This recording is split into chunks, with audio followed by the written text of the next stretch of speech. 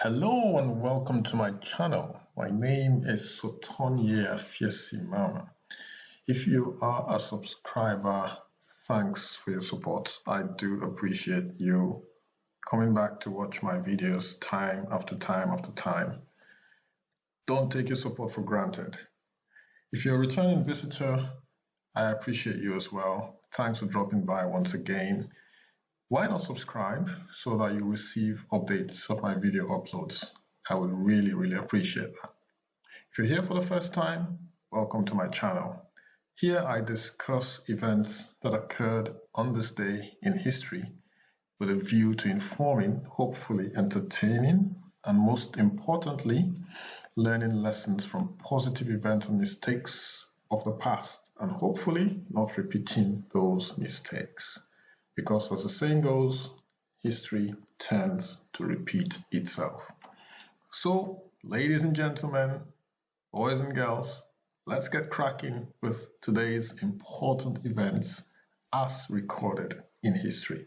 First, we shall start with the year 1799, but not before we roll back our blind. So on this day in 1799, those who saw this, those who are alive to see this, would have experienced a meteor shower.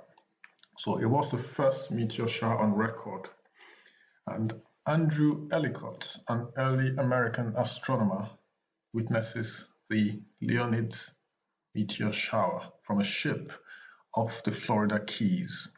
Ellicott wrote in his journal that the whole heaven appeared as if illuminated with sky rockets, flying in an infinity of directions, and I was in constant expectation of some of them falling on the vessel. They continued until put out by the light of the sun after daybreak. Wow, that's incredible. Ellicott's journal entry is the first known record of a meteor shower in North America. The Leonids meteor shower is an annual event that is greatly enhanced every 33 years or so by the appearance of the comet Tempel-Tuttle. When the comet returns, the Leonids can produce rates of up to several thousand meteors per hour that can light up the sky on a clear night. Wow. Ellicott witnessed one such manifestation of the Leonids shower, and the subsequent return of the comet Tempel-Tuttle in 1833 is credited as inspiring the first organized study of meteor astronomy. You wouldn't guess what's coming next, would you? Well, not next, but well, just hang on and see what I'm going to talk about next. It's actually related to that, what I've just said now, the 1833 event. All right, so let's move on now to the year 1815. Elizabeth Cady Stanton, pictured here. She was an American activist. She was a leader in the women's rights movement, and in 1848 formulated the first organized demand for women's suffrage in the United States. So that just means, for those who don't understand what suffrage means, it means the right for women to vote. So she was born on this day in 1815. Again, Elizabeth Cady Stanton, born on this day in 1815, American activist for the suffrage of women. Guys, if you haven't subscribed already, don't forget to click the subscribe button and click the notification bell so that you receive updates of my video uploads. So, back to what I mentioned earlier. 1833. So this was history which was made on this day. I did refer to the first recorded meteor shower by Andrew Ellicott, and lo and behold, 33 plus years later, as rightly predicted, we had the Leonid meteor shower once again, and that is a picture.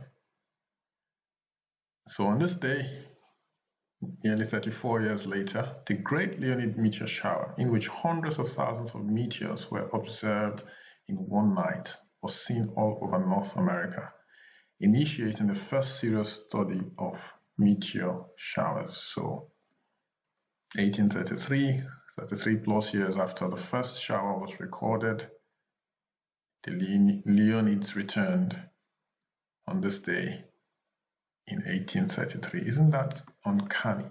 That it was exactly 34 years later. So I actually said 33 plus years, but not exactly 34 years later. So 1799 and then 1833. So this picture here is the Leonids meteor shower of 1833, observed in North America. Okay, 1859. On this day, the first flying trapeze act was performed by Jules Leotard. Now, if that name rings a bell, yes. This was the guy who popularized the leotard, named after him. So he was involved in the first flying trapeze.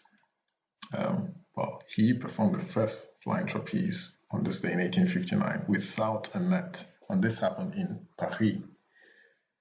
So the leotard, the one-piece garment worn by performers, was named after him. Okay, 1929, on this day, picture here is Grace Kelly, who became a princess, as for those of you who know. So a bit about Grace Kelly. She was an American actress and Princess of Monaco. Grace Patricia Kelly, her full name, born on this day, 1929. She died, sadly, on the 14th of September in 1982 after a motor accident. Also known as Grace of Monaco, she was an American film actress who, after starring in several significant films in the early to mid-1950s, became Princess of Monaco by marrying Prince Rainier III in April 1956. So, reminds me of Prince Harry and his wife, who used to be an actress before she married her husband, Prince Harry. So, interesting. So let's move on now to the year 1971. On this day, Arches National Park. It is desert of sandstone formation. So this is not Arches National Park. I beg your pardon. So I shall bring up the picture. Just give me a few seconds. So that's a picture. I do apologize for that. So that's the next story is the picture you just saw. But let's go back to the Arches National Park. So on this day, a desert area of sandstone formations in eastern Utah was established. The region had been designated a national monument in 1929.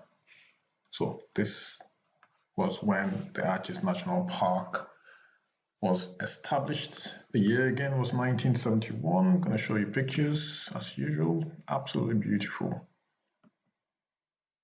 Because you can see where the name Arches comes from. Lots of different arches. Breathtaking. Absolutely breathtaking. Okay, so back to that picture. 1980.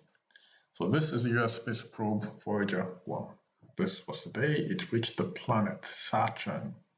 The year again was 1980, so 40 years ago.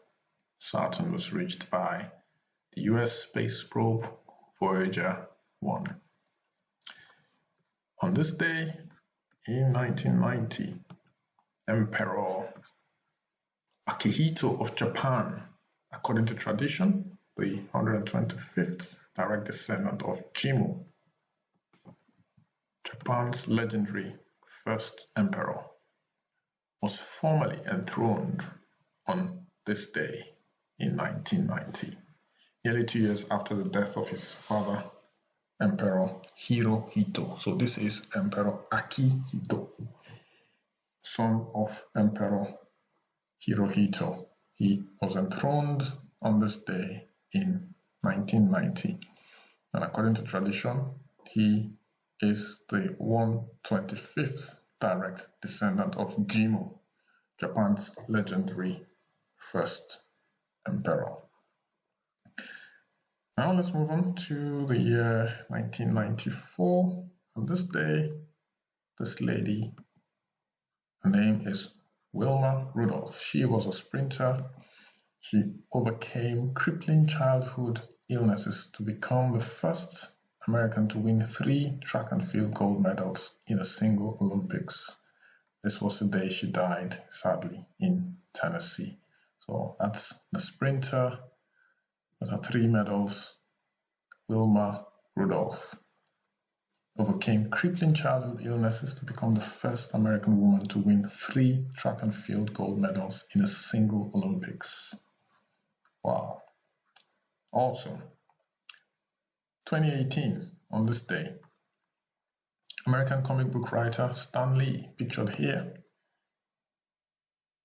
who helped create such iconic characters and teams as the Fantastic Four, Spider-Man, as you can see pictured behind him, the Avengers and the X-Men for Marvel Comics, sadly died at the age of 95. So Stan Lee, we lost Stan Lee exactly 2 years ago on this day.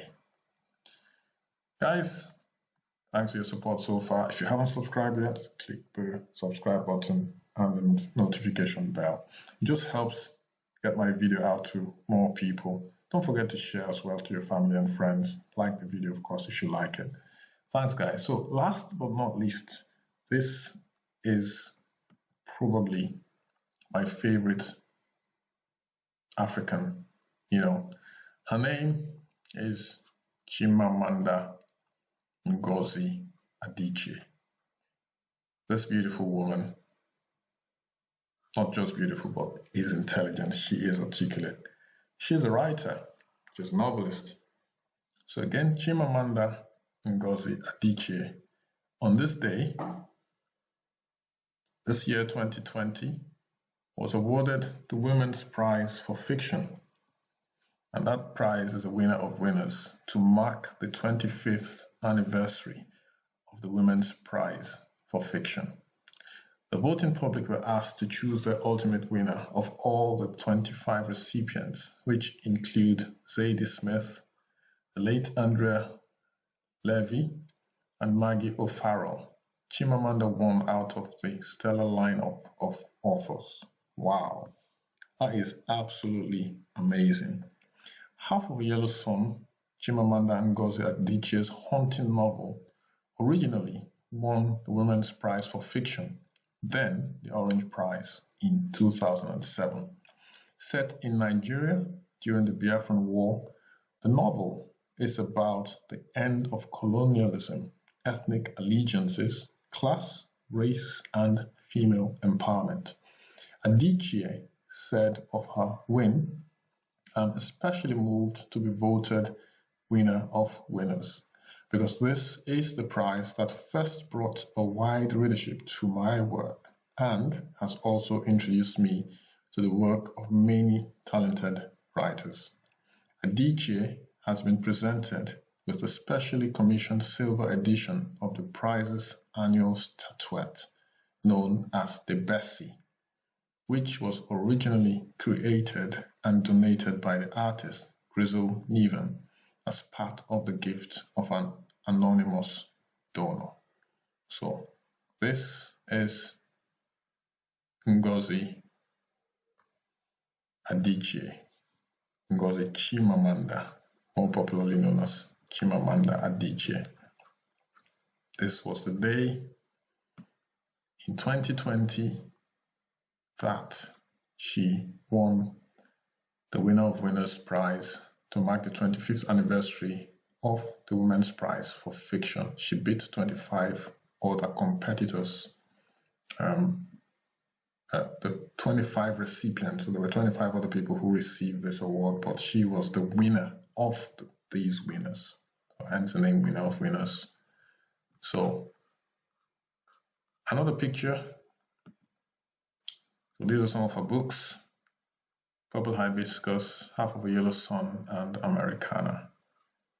So I did talk a bit about Half of a Yellow Sun, which won the Women's Prize for Fiction and then the Orange Prize. It was set during the Biafran Civil War.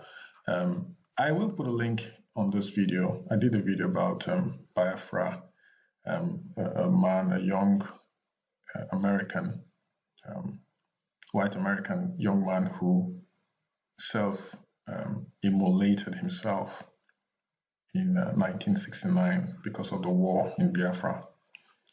So I'll put a link here so you can find out more about that story. It's quite heartbreaking, but he's been honored in Igbo land by their late leader, Ojuku's wife, Bianca. So go check out the video. The link is here, right now. Okay, so let's now move on to the next event on this day. Sadly, last but not least, controversially as well, we lost Flight Lieutenant Jerry John Rawlings on this day.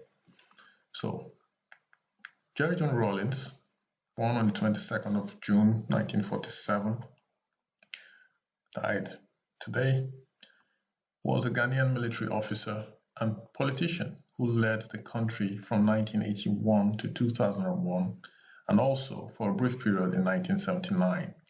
He led a military junta until 1992 and then served 2 terms as the democratically elected president of Ghana.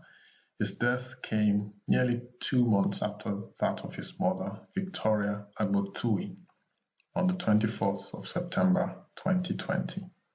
President Nana Akufo-Addo, the current president of Ghana, declared a 7-day period of mourning in his honor and flags flown at half-mast. So that is Flight Lieutenant Jerry John Rawlings, former president of Ghana, who died today, 12th November 2020. It is said that he was one of the few presidents who put Ghana on the path that they are on today, economic stability, economic growth, low crime rates, a good investment climate for foreign companies, Ghana have been there, was there in March last year, March 2019. They're doing quite well, compared to most of the countries around them. Shining star in West Africa. So kudos to all the leaders of Ghana who contributed to what Ghana is today. Obviously, there are going to be detractors, those who are not happy with Jerry Rawlings. He executed some of his opponents, political opponents. I guess those who he felt would be a threat to him. He imprisoned others. But on balance, I think Ghana has fared better for him being president. The fact that he was also a hands-on president. There are pictures of him, videos of him shoveling ditches, while citizens of Ghana stood around and looked. He was a hands-on president, and I think on balance, he did very well for his country, Ghana. But yeah, if you're Ghanaian, tell me. If you're Ghanaian who is old enough to remember Rawlings' first term and second term as president, and let us know. You think that he